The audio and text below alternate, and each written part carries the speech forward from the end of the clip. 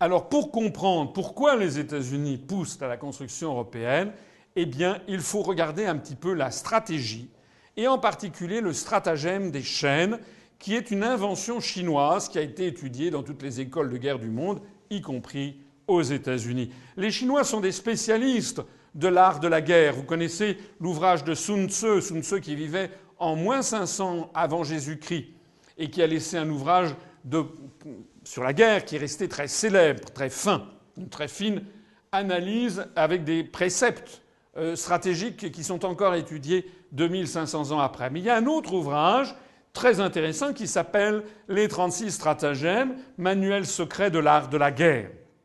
On ne sait pas qui l'a écrit. On sait que ça a apparu sous la dynastie Ming, c'est-à-dire aux alentours du XVe siècle, après Jésus-Christ.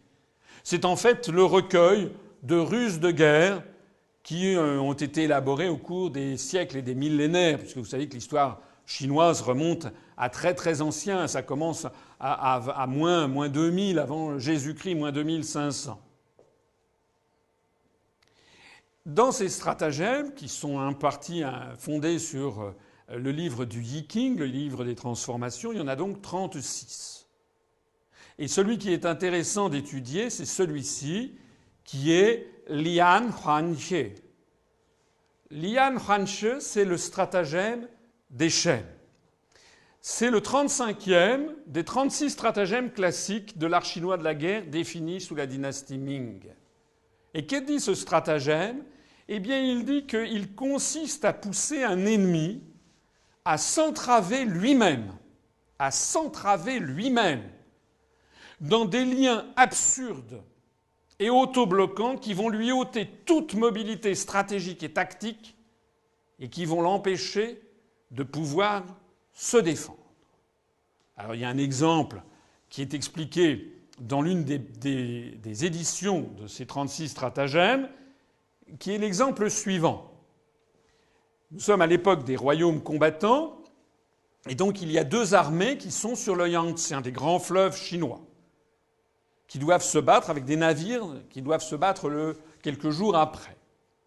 Et dans le premier camp, le général fait venir l'un de ses conseillers, et le conseiller lui dit « Je propose que nous mettions en œuvre le stratagème des chaînes ». Le général dit « D'accord ». En quoi ça consiste ? Eh bien, ce conseiller du camp A va se déguiser en paysan et va aller voir le camp B, qui est plusieurs kilomètres en aval sur le fleuve. Il va voir le général comme si de rien n'était. Il joue les espions. Et le général le reçoit et, comme il voit ce paysan qui a l'air assez malin, il lui montre son armada et donc le paysan fait semblant d'être très impressionné. Oh là là, vraiment formidable. Et à ce moment-là, l'espion prend un air ennuyé que le général du camp B note et dit « Qu'est-ce qu'il y a qui ne va pas ?» Et cet espion fait semblant d'être ennuyé en disant « Mais écoutez, tout va très bien, je vois que vous avez une armée formidable, simplement il y a un petit problème, c'est que je trouve que vos navires tanguent beaucoup sur les flots du Yangtze. Et moi, si j'avais un conseil, je serais un peu inquiet parce que je crains qu'à cause de ce roulis et de ce tangage, vos marins, vos guerriers ne soient malades pendant toute la nuit et pour livrer bataille demain, qu'ils ne soient pas en état de livrer bataille face à l'armée adverse. » À ce moment-là, le général tombe dans le panneau et dit « Ah bah oui, ça je n'y avais pas pensé, mais comment pourrais-je faire ?» Et l'espion lui dit « Oh, moi j'ai une idée, mais bon, vous savez, faites-en ce que vous voulez. » Alors il attire l'attention du général en question, qui le presse en disant « Qu'est-ce que vous avez comme idée ?» Et l'espion lui dit « Ben voilà, moi je vous suggère une idée, c'est que tous les navires de votre flotte, vous les mettiez tous côte à côte et que vous les ligotiez les uns avec les autres par des chaînes. Comme ils seront tous ligotés les uns aux autres avec des chaînes, ça va faire quelque chose de beaucoup plus stable. Et donc vos guerriers vont pouvoir bien dormir. Cette nuit, ils seront frais et dispos pour mener bataille demain. » Le général dit « Quelle idée extraordinaire, je fais appliquer ça tout de suite. » Et donc il décide en effet de ligoter tous les navires les uns à côté des autres par des chaînes puissantes pour stabiliser l'ensemble et que donc ces marins et ces guerriers puissent bien dormir. Et le général dit: qu'est-ce que je peux faire pour vous remercier? Le faux paysan dit: non, non, rien du tout. Vous savez, moi, c'était simplement une idée de bon sens. Et puis il s'en va. Et il regagne le camp numéro A dont il émanait. Et il dit au général: ça y est, le stratagème a marché. Et que fait à ce moment-là le général? Eh bien, il part avec son armée et il va attaquer les navires. Et comme les navires sont tous ligotés les uns aux autres, ils ont perdu toute mobilité stratégique. Et donc, on leur envoie comment dirais-je, du feu, etc. Et ils ne peuvent pas se défendre parce qu'ils ont perdu toute mobilité et l'armée est complètement détruite. Voilà l'illustration qu'il y a dans l'une des éditions de ce stratagème d'Échet. Alors, c'est un stratagème qui est utilisé, qui est étudié dans toutes les écoles de guerre. Eh bien, c'est l'illustration, enfin, c'est son application que les Américains ont appliquée à la construction européenne. L'invention de la construction européenne, c'est le stratagème d'Échet. Alors, il y a une autre façon de présenter les choses. Peut-être pour vous présenter de façon plus moderne. Le propriétaire d'une maison individuelle est seul maître chez lui. Lorsqu'il veut repeindre ses volets, changer sa toiture, repeindre par exemple l'entrée en couleur bleu lavande, il le fait s'il veut, quand il veut. Il suffit qu'il ait la volonté, qu'il ait l'argent pour se payer la peinture. Si maintenant, au lieu d'être propriétaire de sa maison individuelle, il est propriétaire d'un appartement dans une copropriété de 6 appartements, alors certes, il peut chez lui changer la couleur dans son appartement, mais il ne peut plus changer les volets. Il ne peut plus changer la toiture. Il ne peut plus changer la couleur de la cage d'escalier parce qu'il lui faut obtenir l'autorisation des 5 autres copropriétaires. Donc déjà, les choses vont devenir beaucoup plus compliquées. Il va falloir obtenir l'autorisation des 5 autres. Or, l'être humain étant ce qu'il est, et les Français étant ce qu'ils sont d'ailleurs, il est bien rare de s'entendre merveilleusement bien avec ses 5 voisins, surtout lorsqu'il s'agit de choisir une couleur, par exemple. Et donc tout va devenir beaucoup plus lent, beaucoup plus compliqué, et on va se tourner vers le syndic, qui n'habite pas dans l'immeuble, et qui est celui qui va trancher les conflits à l'intérieur de l'immeuble. Mais si maintenant, au lieu d'être dans une copropriété avec 6 copropriétaires, on est dans une copropriété avec 27 copropriétaires dans un immeuble, à ce moment-là, plus personne ne décide de rien. Parce que c'est tellement compliqué. D'ailleurs, les gens ne se connaissent pas. La personne qui habite au 3e, par exemple, connaît très bien des amis qui sont à 500 mètres, des parents qui peuvent être même, je ne sais pas, expatriés, peut avoir un frère expatrié au Japon ou en Australie. Donc il a des liens avec des personnes situées parfois très loin, mais en revanche, il peut très bien ne pas du tout connaître le propriétaire du 15e étage. Il n'y a plus aucun lien. Et donc, dans cette condition, c'est le syndic extérieur qui décide de tout. Alors, il faut voir comment ça marche pour bien comprendre. Vous avez compris que la métaphore que je présente devant vous, la maison individuelle, c'est un pays indépendant et souverain. La copropriété avec 6 appartements, c'est l'Europe des 6. Et la copropriété avec 27 appartements, c'est l'Europe à 27. Notez d'ailleurs le génie de la langue française. Le génie de la langue française, dans les années 60, on disait l'Europe des 6. Et maintenant, on dit l'Europe à 27. C'est-à-dire que inconsciemment, dans notre inconscient collectif, quand on disait l'Europe des 6, c'était une Europe qui émanait de nous. Des 6, ça voulait dire qu'on avait le sentiment d'être encore un peu ceux qui voulions cette affaire. Maintenant, quand on dit l'Europe à 27, c'est que c'est un truc qui dépasse la volonté de qui que ce soit. Pour bien comprendre comment ça marche, parce que je crois que c'est vraiment important, on est au cœur de l'explication des façons pourquoi ça ne marche pas l'Europe et pourquoi ça ne peut pas marcher.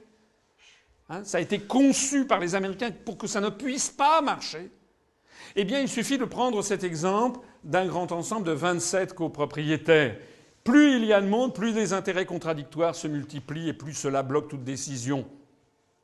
Un immeuble à 27, le propriétaire du rez-de-chaussée veut que l'on change la porte d'entrée, qui refroidit le hall, parce que ça le concerne directement. Il habite au rez-de-chaussée. Mais ça, ce sont des travaux. Ça va coûter de l'argent. Or, les propriétaires des étages supérieurs s'en contrefichent. Ils n'ont pas envie de dépenser leur argent pour changer la porte d'entrée qui refroidit le hall. Quand on habite au 6e, on a envie de dépenser son argent à toute autre chose. Le propriétaire du 2e étage, lui, se plaint des odeurs du vide-ordure qui remontent, mais qui ne concernent pas les habitants des 6e, 7e ou 8e étages. Le propriétaire du 4e étage a des problèmes de canalisation qui ne concernent que lui. Les propriétaires des étages supérieurs, eux, ils veulent rénover l'ascenseur, bien évidemment, parce qu'ils l'utilisent constamment. Mais en revanche, pour le coup, c'est le propriétaire du rez-de-chaussée du premier étage qui ne veulent pas dépenser leur argent pour rénover l'ascenseur puisqu'ils ne l'utilisent pas. Et puis vous avez le propriétaire du dernier étage qui veut que l'on rénove toute la terrasse parce qu'il a des infiltrations d'eau dans son salon. Mais ça, tous les autres copropriétaires s'en fichent. Ça va leur coûter très très cher. Ils s'en fichent éperdument que le propriétaire du dernier étage ait des infiltrations d'eau dans son salon. L'argent à dépenser, ils préfèrent le garder pour eux, par exemple, pour aller passer une semaine aux Antilles. On voit donc que dans ces conditions où personne n'est d'accord, eh bien, il y a nécessité de mettre tout le monde d'accord. C'est le syndic extérieur à l'immeuble qui doit tout trancher et qui va décider de tout. Alors si vous avez bien compris ça, à la limite, je pourrais arrêter ma conférence parce que vous avez compris le piège de la construction européenne conçue par les Américains. La population de Chypre ne veut plus être sacrifiée. Plusieurs manifestations ont eu lieu hier pour dénoncer les mesures déjà prises et celles en préparation pour faire face à l'hémorragie financière de l'île. Des dizaines de personnes ont marché jusqu'au palais présidentiel à Nicosie, à l'image de cet employé dans le secteur des télécommunications. Nos compatriotes doivent hausser le ton. L'Union européenne, la Russie, Israël nous ont abandonnés. Nous sommes seuls. Notre petite île est seule. Signe des tensions, un autre rassemblement avait été organisé devant l'Institut culturel européen dans la capitale chypriote. Manifestation à Chypre, la population chypriote est en colère. Elle s'inquiète d'un effondrement du système bancaire alors que la course contre la montre se poursuit sur l'île. D'âpres négociations ont eu lieu ce vendredi entre Chypre et la Troïka des bailleurs de fonds. Le Parlement chypriote doit se prononcer sous peu sur de nouvelles propositions pour réunir des fonds et ainsi éviter la faillite de l'île, une alternative au plan de sauvetage européen rejeté mardi. Sous la pression de la zone euro et de la Banque centrale européenne, Nicosie a jusqu'à lundi pour trouver les 6 milliards d'euros nécessaires pour compléter son plan de sauvetage. Le pays a renoncé à taxer les dépôts bancaires en échange d'une aide européenne de 10 milliards, une proposition qui avait provoqué un tollé sur l'île. Les banques sont toujours fermées et tous les virements sur Internet impossibles depuis près d'une semaine, et ce au moins jusqu'à mardi. Zagreb, au lendemain d'un mouvement de grève du secteur public, 1 millier de personnes a manifesté à l'appel des syndicats contre la réforme du Code du travail proposée par le gouvernement. Cette réforme discutée en ce moment au Parlement permettrait d'instaurer plus de flexibilité, des journées de travail plus longues et rendrait plus facile l'embauche et le licenciement des travailleurs. Ni le froid glacial de Bouddha, ni la police qui l'attendait à Pest n'ont empêché la contestation de s'emparer des deux rives du Danube. Pour la 3e nuit consécutive depuis mercredi, après avoir occupé plusieurs ponts symboliques de la capitale, 2 à 3 000 manifestants ont gagné le Parlement. Sous ses fenêtres, cris, sifflets et slogans anti-Viktor Orban ont résonné plusieurs heures jusque dans l'hémicycle. À l'intérieur, mercredi, tandis que l'opposition tentait d'empêcher le vote de la loi sur le travail, le chef du gouvernement est resté impassible. Mais derrière la façade, le pouvoir hongrois s'inquiète. Fait rare, dehors, la gauche et l'extrême droite sont parvenus à mobiliser contre lui. Quant à l'apparition de la chasuble jaune dans les manifestations, elle augure peut-être d'une contestation plus large. Je me trouve à la frontière entre la Lituanie, pays membre de l'Union européenne, et le Bélarus, dernière dictature d'Europe. Mais à vrai dire, la différence entre les deux villages séparés par cette frontière ne saute pas aux yeux. Avec le partenariat oriental, l'Union européenne veut renforcer ses relations avec ses voisins de l'Est. Le besoin se fait cruellement sentir dans les régions frontalières. Stanislav vit à Norvidiškės en Lituanie. Sa tante habite à 400 mètres à Pitskouni au Bélarus. Depuis l'adhésion de la Lituanie à l'Union en 2004, il lui faut un visa pour lui rendre visite. L'Europe, Stanislav en est revenu. Quelles améliorations? Avant c'était mieux, dit-il. Avant 2004? Avant 1996, au temps du kolkhoz. Ici, le chômage touche jusqu'à 35% des actifs, 2 fois la moyenne nationale. Les fermiers survivent principalement grâce à des aides européennes au rabais. La maire du village insiste, 200 € pour un visa d'1 an. c'est beaucoup trop. Nous nous sommes habitués à la frontière. Nous savons qu'il y a 2 États distincts et des frontières qui disparaîtront peut-être un jour. Nous les respectons. Mais moi-même et mes administrés pensons qu'il est nécessaire de réduire un peu le prix de ces visas.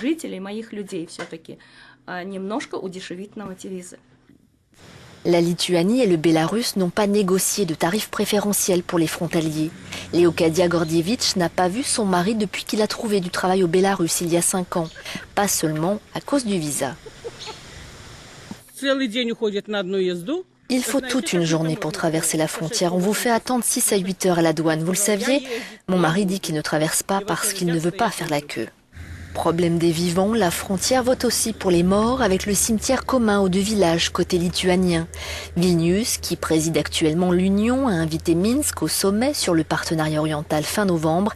L'occasion peut-être de trouver des solutions.